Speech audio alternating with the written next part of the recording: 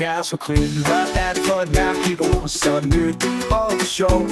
Den ville tro, at det er noget, vi burde få forstå.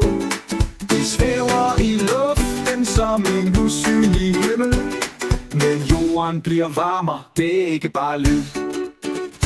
Hey børn, har jeg hørt det før? Gas og krigen står ikke i bøgerne, det er en fejl. Men klimaet ændrer sig, og isen smelter væk. Hvornår lærer I, hvad denne vilde gas og krigen egentlig er?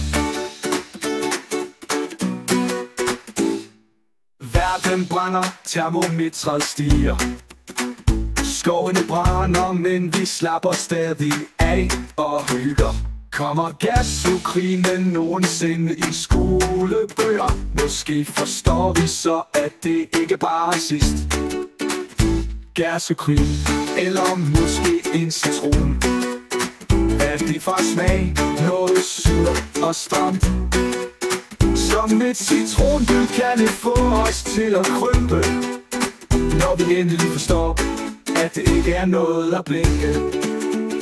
Hey børn, har jeg hørt det før? Gas og krigen står ikke i bøgerne, det er en fejl. Men klimaet ændrer sig, og isen smelter væk. Hvornår lærer I, hvad denne vilde gas og krigen egentlig er? Lyset bliver svagt, røg fylder vores lunger.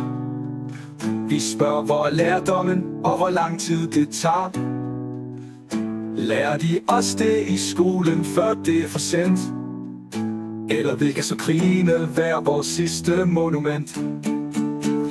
Hey børn, har jeg hørt det før? Gas og krigen står ikke i bøgerne, det er en fejl.